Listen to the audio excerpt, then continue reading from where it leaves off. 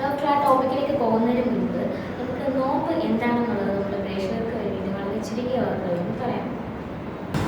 നോമ്പ് എന്നത് ഉപവാസം എന്ന് നമുക്ക് അതിനെ മലയാളത്തിൽ പറയാം.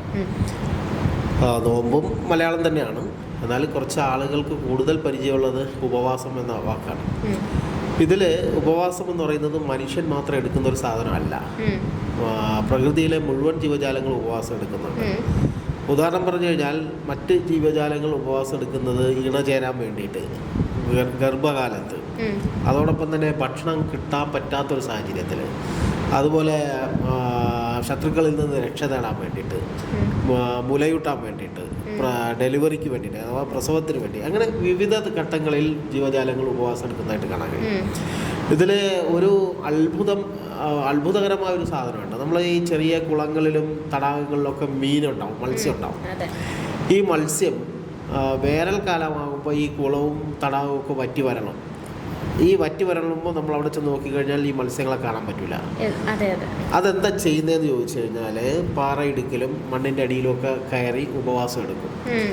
ഉപവാസം എടുക്കുന്ന സമയത്ത് അതിൻ്റെ മാംസം പൂർണ്ണമായി ജീർണിച്ചിരിക്കും. അതിൽ ഇപ്പോൾ മത്സ്യത്തിന് സംബന്ധിച്ച ചെറു മത്സ്യങ്ങളാണല്ലോ, അതിൻ്റെ തല സംരക്ഷിക്കപ്പെടും. അതിൻ്റെ ആ എല്ലെന്ന് പറഞ്ഞാൽ നമ്മൾ മുള്ളെന്ന് പറയുന്ന സാധനവും സംരക്ഷിക്കപ്പെടും. ബാക്കി മുഴുവനും അത് ചെതമ്പലായി അങ്ങ് പോകും.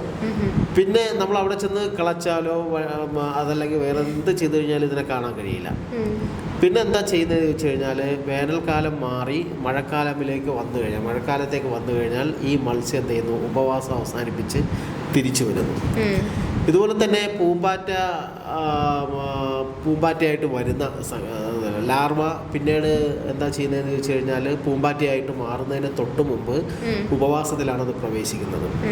അത് കഴിഞ്ഞതിന് ശേഷമാണ് അത് മനോഹരമായ പൂമ്പാറ്റയായിട്ട് തിരിച്ചു വരുന്നത്. അപ്പോൾ ഞാൻ പറഞ്ഞു വന്നത് ജീവജാലങ്ങൾ മുഴുവനും ഉപവാസം എടുക്കുന്നതായിട്ട് കാണാൻ കഴിയും.